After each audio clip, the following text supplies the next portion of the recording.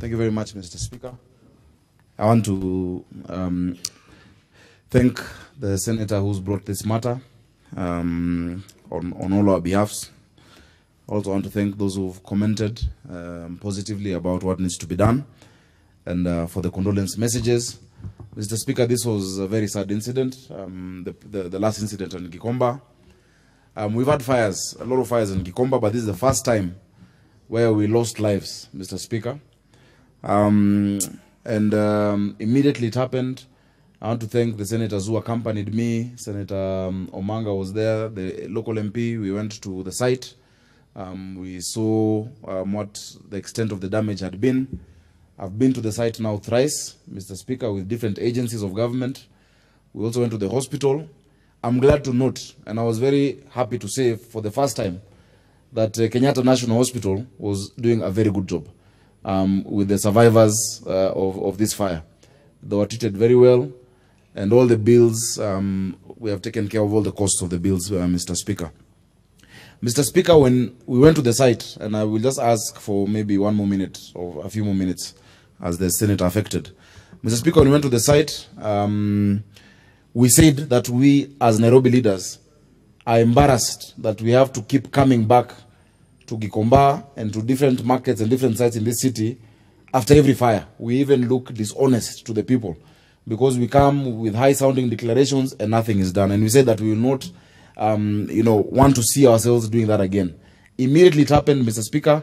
We got together a meeting with the CS of Interior, Matiangi, the Inspector General of Police, the head of the DCI, the regional commissioner, all agencies that are involved, and we told them to make a public commitment of serious investigations, Mr. Speaker.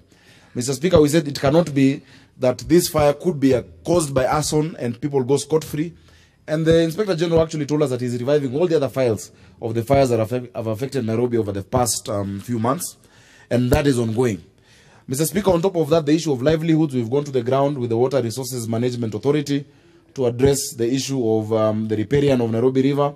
And I'm glad to announce to the country and to Speaker and to senators here that we are ensuring that the traders are able to bounce back. The area that was affected was mainly timber traders, furniture dealers, but also the residential houses. It's very sad, Mr. Speaker, that in one of the houses where most people died, it is because a watchman, because of fear of the landlord, shut the door and locked everyone in the building. It was a very sad situation.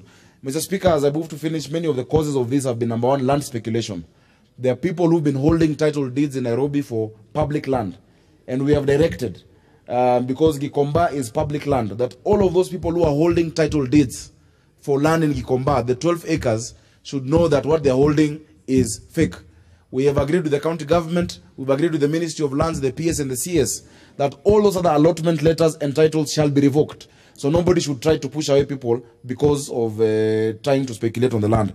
Secondly, illegal power connections, Mr. Speaker, I'd like to report that we have already started discussions with Kenya Power to be able to bring to the slums in Nairobi County proper, clean energy for the poor people in the slums, Mr. Speaker. They need energy, and if they cannot afford it, the kind of connections they're putting are causing a lot of fires in the slums, Mr. Speaker.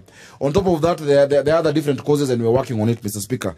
Mr. Speaker, I'll be very glad if this matter is brought back to my committee of security for us to move deeper, but I want to assure the people of Nairobi, the residents of Gikomba, that we're not resting until we get to the bottom of this matter, and will help those traders affected bounce back in terms of their livelihoods. Thank you, Mr. Speaker.